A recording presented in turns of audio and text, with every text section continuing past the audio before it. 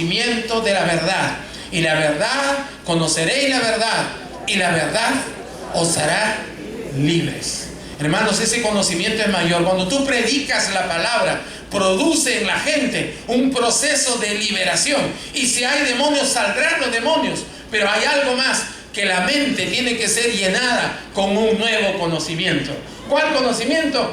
Al conocimiento acerca de Jesús, el Mesías. Y eso produce liberación. Es más, hubo sanidades y milagros.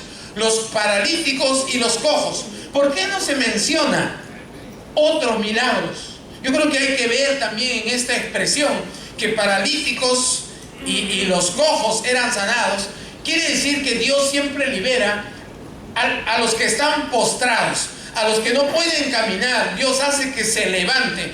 Es casi, digamos, semióticamente, el que entienda, semióticamente de los signos que están aquí, algo quieren decir en la Escritura. Y yo creo que aquí hay unos signos importantes.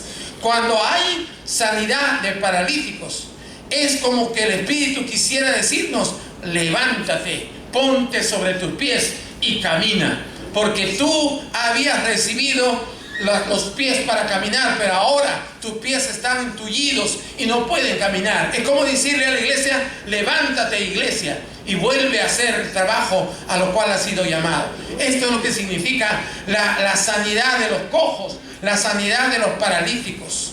Es decir, cuando uno es engañado, cuando uno está bajo el poder de la magia, cuando uno está influido por lo demoníaco, uno siente que se adormece y no puede salir, no puede pararse, no puede hacer nada. Hay algo, es una prisión que viene sobre ti.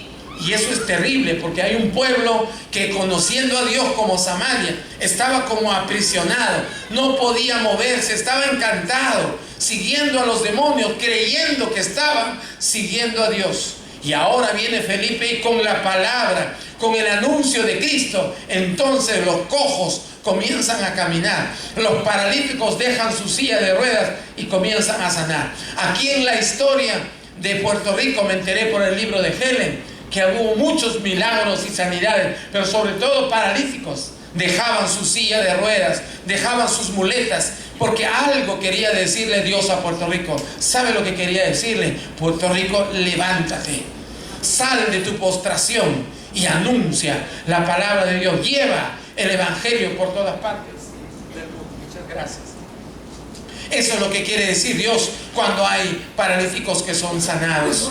Ahí está el paralítico o el cojo del templo de Jerusalén, de la puerta que se llamaba La Hermosa. Ahí está un hombre que se levanta, y cuando ese hombre es tocado por el Espíritu de Dios, y Pedro le dice: aunque no tengo oro ni plata, pero lo que tengo te doy, en el nombre de Jesús, levántate y camina. Y entonces empieza un nuevo tiempo para la iglesia. 3,000 personas se incorporan al pueblo de Dios y son bautizados, que era la señal, el signo de pertenecer, de incluirse al pueblo de Dios. ¿Qué más hay? Hay gozo en el pueblo. A veces pasamos por alto este elemento. Hermano, usted no sabe la tristeza con la que vive la gente que está engañada, la gente que todavía no conoce a Dios. Puede reírse, puede hacer fiesta, puede tomar, puede hacer algarabía, lo que quieran, pero en el fondo llevan una tristeza profunda porque no conocen al Señor. Pero cuando viene Cristo al corazón, cuando la gente conoce al Mesías, se encuentra con Él, ¿qué es lo que pasa? Hay gozo. Y gozo es mucho más que alegría. Gozo es una alegría permanente, que nunca se va, es algo nuevo, diferente, que escapa a toda definición de alegría. Gozo sale desde lo profundo, es como una gratitud, y uno a veces se expresa con la risa porque no sabe cómo expresar aquello que nace de dentro. Es Dios mismo, de dentro de nuestro corazón, en nuestra alma, en nuestro espíritu, en todo nuestro ser, que quiere expresarse, y eso se expresa en términos de gozo. Un pueblo que conoce la palabra de Dios es un pueblo que vive en alegría, es un pueblo que se goza, ¿no? y que vive el gozo del Señor. Entonces el pueblo sale del encantamiento y la magia de Simón. Se da cuenta que estaba sujeto a un falso poder. Parecía el gran poder de Dios, pero frente al poder verdadero del Evangelio no hay poder que se resista. No hay poder demoníaco que permanezca. Allí donde hay un hijo de Dios, allí donde hay una hija de Dios que lleva la palabra, los demonios huyen. A veces sin necesidad de tener que decir, sal fuera. Salvo aquellos que vienen corriendo a nosotros. No sé si a usted le ha pasado. A mí me ha pasado muchas veces que caminando por la calle, claro, aquí yo no he visto locos, ¿ah? Todos son cuerdos. No, ¿verdad? Yo estoy asombrado. Me encanta Puerto Rico. No he visto ninguno en la calle. Usted va a Perú y usted encuentra mucha gente miserable, mucha gente que está muriendo de hambre porque el gobierno no les paga un sol, nada, ni un centavo a aquellos que no tienen trabajo, si el gobierno no asiste a las personas. Y mucha gente se vuelve loca. Y los manicomios ya no hay sitio en los manicomios, en los nosocomios donde se encierran a los orates, a los locos. Y hay gente y locos que caminan por la calle. Y a veces uno se cruza, claro, muchas mujeres cuando viene un loco por ahí, todo así desaliñado, las mujeres se van para un lado. Y hay hombres que también se van para un lado porque es mejor evitar, ¿no? Antes que tener problemas. Imagínate que se te araña, te hace algo. Y yo paso por ahí al lado de él, ¿qué me va a hacer? ¿Por qué tengo que correr? Y cuando paso y me cruzo con él, el loco dice, ay, que la religión, que Dios, ¿no? ¿Cómo sabe que uno conoce al Señor? Es que hay demonios. Y mucho me contaba un psiquiatra argentino que en los nosocomios, los manicomios, ¿se dice acá manicomio también? Los manicomios, el 40% de los locos tienen origen religioso. Y muchos de ellos son evangélicos que están ahí. ¿Qué ha pasado? A lo mejor ha habido una confusión. Cuando uno busca a Dios, también el diablo se mueve y quiere confundir a la gente. Esto ha pasado mucho. Cuando ha venido un espíritu profético, cuando se ha levantado la profecía, ha venido muchas confusiones y algunos pastores han cortado de raíz toda profecía pensando que esa es la forma como van a evitar problemas. Y no es la forma. Hay que dejar que lo profético emerja, que surja. Pero hay que orar siempre pidiendo a Dios discernimiento de espíritus. Pero lo que yo sé es que cuando un hombre de Dios llega a una ciudad, los demonios tiemblan. Porque viene la verdad del Evangelio. Cuando se anuncia en las calles, cuando se anuncia en las casas, cuando la gente llega a una iglesia, algo siente que está pasando en su vida. ¿Qué pasa? Es la verdad de Cristo, la verdad del Evangelio que hace que los demonios salgan. Ahora el pueblo entonces está conociendo el verdadero poder de Dios. Samaria se incorpora a la familia cristiana, a la nueva familia de Dios. ¿Por qué? Mediante el bautismo. El reino de Dios es anunciado. Hasta los brujos como Simón. Eso de mago suena bonito, ¿no? Pero en realidad hasta uno puede confundir con los magos de Oriente. Pero no, Simón era un brujo, era un satanista. Entonces hasta los brujos, cuando llega el poder del Evangelio, se convierten al Señor. Me hablaron de una ciudad que se llamaba la ciudad de los brujos. ¿Cuál es? Guayana. Y ahora los evangélicos le han llamado la ciudad de Dios. ¿Por qué? Porque ha llegado el Evangelio y entonces las cosas han comenzado a cambiar y los brujos están en retirada. En retirada digo yo, pero no que han huido completamente. Cuidado. Hemos conocido con el pastor el caso de un pastor que está siendo atacado en una ciudad donde hay mucha santería. Él está haciendo una obra de Dios, pero allí vienen los ataques. Pero nosotros sabemos que si hay poderes ocultos, hay un poder mayor que es el poder del Espíritu Santo de Dios, que cuando llega a un pueblo lo libera completamente, desde el más chico hasta el más grande. Quiere decir que el Evangelio es para los niños, para los jóvenes, para los adolescentes, para los adultos, para los, ¿cómo le llaman aquí? A los de la tercera edad. Los diamantes. Qué lindo, ¿no? Si yo ya también estoy en camino a diamantarme.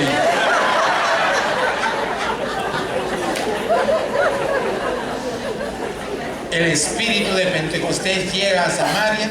Y fíjense cómo hay una incorporación entre Samaria y Judea. Viene Pedro y Juan. que eran los dos discípulos íntimos de Jesús, ¿se acuerdan? Pedro, Juan y Jacobo. Eran los tres que andaban siempre de cerca con Jesús. Eran las autoridades en el nuevo pueblo de Dios, después de Pentecostés. Antes de Pentecostés ya eran, y luego después de Pentecostés también. Ellos se quedaron en Jerusalén, donde estaba la sede de la naciente iglesia cristiana. Pero cuando hay un avivamiento, cuando Felipe ha anunciado el evangelio, manda llamar, o se enteran allá en Jerusalén, vienen Pedro y Juan para institucionalizar aquello que había empezado, para, digamos así, poner autoridad sobre esta experiencia. Porque miren, nunca hay un desprendimiento entre el pueblo y las autoridades de la iglesia. Hay una relación de armonía entre las autoridades y lo que pasa en el pueblo. Felipe era uno más de los apóstoles a quien el Señor llamó. ¿Recuerdan? Allá cuando se fue al río Jordán a buscar a Juan el Bautista para ser bautizado, 2 días después que eso pasó, estaba yéndose de camino a Galilea y lo encuentra Felipe y le dice: Felipe, sígueme. Y eso le cambió la vida a Felipe, y desde ahí se convirtió en un discípulo seguidor de Jesús. Ahora es un evangelista. Han pasado años y ha desarrollado un ministerio evangelista. Pero él, como evangelista y apóstol de Jesucristo, se debe a una autoridad. Esa autoridad es Pedro y Juan, y los llama para que vengan allí a consagrar a ese pueblo, para que ese pueblo de Samaria sepa que está en la misma línea de los discípulos de Jesús. Por eso son bautizados en agua. Aquí el bautismo ocupa un lugar muy importante. Ellos tienen que recibir la unción del Espíritu Santo. Habían sido bautizados por Felipe, pero hacía falta que después del bautismo también sean llenos del Espíritu Santo. El versículo 16 dice, porque dice, desde el 15 voy a leer, los cuales, habla de Pedro y Juan, habiendo venido, oraron por ellos. ¿Para qué? Para que recibiesen el Espíritu Santo, porque aún no había descendido sobre ninguno de ellos, sino que solamente habían sido bautizados en el nombre de Jesús. El Espíritu Santo no había venido, pero ya habían sido liberados. ¿Por qué? Por el anuncio de Jesucristo, por la palabra de Dios predicada por Felipe. No sé si usted se ha preguntado, pero yo me he preguntado también, ¿por qué Felipe no impuso las manos? Porque la imposición de las manos para recibir el Espíritu Santo estaba asociado a la autoridad de la iglesia. Probablemente sea esa la razón por qué tuvo que llamar a Pedro y a Juan. Y entonces cuando ellos vinieron, ocurrió este gran despertar de Samaria, ungido por el Espíritu Santo de Dios. Y dice los versículos siguientes: cuando vio Simón que imponían las manos de los apóstoles y se daba el Espíritu Santo, les ofreció dinero. Esto es lo que se ha llamado en la historia de la iglesia la simonía. Y de tiempo en tiempo, a lo largo de la historia de la iglesia, ha habido gente que ha intentado comprar los dones, si no los dones, los cargos, los puestos religiosos dentro de las iglesias. Ha habido papas que compraron el cargo, una época en la historia de nuestra iglesia, a lo que se llamó la simonía, el comprar un puesto dentro de la religión. En la Edad Media ocurrió mucho de esto, de la simonía. ¿Por qué? Porque ser sacerdote o ser religioso era un cambio, un estatus, un cambio del estatus económico de la gente. Estaba el pueblo llano, estaba la iglesia docens o la iglesia docente, estaba la iglesia audiens. ¿Qué es la iglesia audiens? Los oyentes, la masa. Y la masa era la masa ignorante, que no sabía leer, ¿no? Y le llamaban ignorante, lamentablemente. Pero si tú le preguntabas a un clérigo o a un sacerdote en la Edad Media, ¿quién es la iglesia verdaderamente? Porque hacían esa distinción entre la iglesia docente y la iglesia oyente. Un clérigo te decía: la iglesia pasa solo por la iglesia docens. ¿Quiénes son? Sacerdotes, monjas, religiosos y ahí nomás. Los demás no, porque no tienen a Cristo, porque no tienen la palabra de Dios, porque no se han consagrado, etcétera, etcétera. Es decir, no era considerada, toda la masa no era considerada pueblo de Dios. Y entonces esto es una cosa terrible. ¿Qué hacía la gente? Como los sacerdotes, los religiosos, llevaban una vida agradable, llevaban una vida que aspiraba a ser de clase media o clase alta, para decirlo en términos nuestros. Hasta la historiadora tengo que tener cuidado con no hacer, poner palabras que no son, ¿no? Extrapolar. Hay que cuidarse cuando hay gente así. Pero es como por decir, la clase baja, ¿no? La clase media, y toda la iglesia Dawkins era de la clase media. Y tenían una serie de beneficios que la iglesia, desde el Vaticano, por decirlo, les daba, ¿no? Les daba beneficios a todos, y tenían comida, tenían bebida, tenían de todos los bienes, tenían casa. Entonces cualquiera quería comprar el derecho a ser sacerdote, o mínimo a ser un religioso. ¿Por qué? Porque eso le cambiaba estatus en la vida y le ponía en una posición de por lo menos de sobrevivencia. Entonces se puede entender que esto corrió mucho y que todos tenían la tentación de caer en la simonía, de comprar los puestos. Luego compraban otros puestos ya con otros dineros más grandes, compraban el puesto de obispo, compraban los puestos grandes. ¿Por qué? Porque eso les daba un poder sobre las tierras, un poder sobre la gente, y esto es terrible. Y esto es lo que quiso hacer Simón el Mago en ese momento. Tal vez no para ganar dinero a lo mejor, sino que él estaba acostumbrado a manipular a la gente. Estaba acostumbrado a que la gente le siga, porque hay eso en el poder. Hay una cosa allí en el poder que cuando la gente llega y tiene poder, es como, no sé cómo llamarlo, pero algo que los entusiasma, que los apasiona y les gusta ya estar en el poder. Los que llegan al poder, muchos de ellos no quieren dejar el poder. Díganme si esto no es verdad. No quieren dejar el poder. Eso pasa en el mundo de la política, y gracias a Dios no pasa en la iglesia. Ay, Dios mío. Yo conozco muchos pastores que se vuelven eternos y no hay nadie, y mucha gente se va porque calcula y dice, así como va el pastor, va a dejar a su hijo va a dejar a su hijo, y entonces se vuelve la familia, una familia la que domina, ¿no?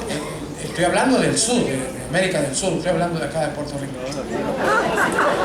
No, ten cuidado, no puede hablar cosas que uno no conoce, ¿no es cierto? Se pone en el poder. Hermanos, la obra de Dios es para todos. Dios ha levantado muchos ministerios. Yo me alegro que aquí varios de los ministerios, cada uno hace lo mejor que puede para servir al Señor, y esto es muy bueno, porque no existe solamente uno, sino existen muchos ministerios en la iglesia. Y hablando de muchos, aquí viene un problema. Hay en mi país, por lo menos, algunos ministros que se dejan llevar por el dinero, por el amor al dinero. Y ¿cómo se dice? Se enclavan, se enraizan en el poder y no quieren soltar, porque están embelesados igual que Simón, tratando de mantener su puesto en un lugar en la iglesia con la finalidad de seguir teniendo bendiciones económicas. Y eso no está bien delante de Dios, porque lo que Dios quiere es que todo el pueblo sea prosperado. Lo que Dios quiere es que todo el pueblo de Dios camine, se levante, deje las muletas, deje la silla de ruedas, que los paralíticos puedan caminar, que los cojos puedan saltar, que el pueblo haga una algarabía, que haya júbilo en el pueblo, así como el jubileo del Antiguo Testamento, que el pueblo haga una fiesta. Cada domingo nosotros hacemos fiesta. Hoy en la noche va a haber una fiesta grande, por lo que sé, una fiesta grande porque va a haber alegría y gozo cuando un pecador se arrepiente. El pueblo de Dios siempre anda en gozo, primero porque hemos sido liberados del encantamiento del mundo, hemos sido liberados de los poderes demoníacos. Ahora estamos libres en Jesucristo. Ahora somos parte del pueblo de Dios a nivel mundial. Entonces ahora la palabra de Dios nos ha liberado y nos ha levantado de nuestra cojera, nos ha levantado de nuestra prostración. ¿Para qué? Para anunciar el evangelio de Jesucristo, para decir que el Mesías ha llegado, que cuando viene la palabra de Dios, el pueblo es liberado. La gente que está endemoniada va a salir de su situación y va a ser libre por causa de Jesucristo. Este es el mensaje en este momento. Esto es lo que produce Pentecostés. No hay solo un Pentecostés. Esta es la primera parte, el primer momento donde Pentecostés de Jerusalén se extiende a Samaria. Pero no es que la gente lleve el Pentecostés, es el mismo Espíritu de Dios el que está visitando ahora Pentecostés allá en Samaria, y levanta un Pentecostés cuando vienen los discípulos de Jesús, Pedro y Juan, imponen las manos y transmiten, imparten la misma unción que se impartió ese día en Pentecostés por el Espíritu Santo de Dios. Es decir, comienza a generarse una ola. No sé si usted ahora, cuando era chico, ahora no creo, pero sería como mucho. Usted agarra una piedra en un lago, en una lagunita, y usted tira una piedra así, y cuando cae, luego ¿qué pasa? Se hacen como ondas, ¿no? Como ondas. Esa es la figura en que se mueve Pentecostés. Ha llegado Pentecostés a Jerusalén, y luego viene una primera onda sobre Samaria, una segunda onda sobre la casa de Cornelio, otra onda sobre Éfeso, sobre los efesios, y así vienen, y hay ondas y ondas y ondas, y nunca ha parado. Pentecostés siempre lo hubo, toda la vida, a lo largo de la historia del cristianismo, en más de 2000 años de historia de la cristiandad, siempre hubo Pentecostés. Muchas veces estaba manifiesto a flor de piel y había grandes avivamientos y la gente podía verlo y reconocerlo facilito. En otros momentos se ha vuelto como subterráneo. ¿Cómo le dicen acá? Las catacumbas, ¿no? A veces en las catacumbas ha estado Pentecostés, en un remanente fiel. Aquellos que han venido ese día de la oración que el pastor estuvo señalando, son ese remanente de Dios, que Dios levanta para encender el fuego, para encender la hoguera y un nuevo avivamiento. Yo estoy seguro que va a comenzar en esta iglesia, ya lo hubo, pero va a seguir, va a comenzar a levantar el Señor. Cuanta más gente venga. No hay otra explicación. Yo, que soy un estudioso del pentecostalismo, sé claramente, hermanos, que muchas veces uno llama a la oración y vienen pocos. Pero es raro cuando la gente comienza a venir casi masivamente a la oración. Allá hay el signo, ese es el signo de que algo está moviendo el Espíritu Santo de Dios, que está poniendo en el corazón de la gente el deseo de orar, el deseo de buscar a Dios. ¿Sabe para qué? A lo mejor usted no lo sabe. Es que Dios quiere hacer algo grande con esta casa. Dios quiere hacer algo grande con esta iglesia.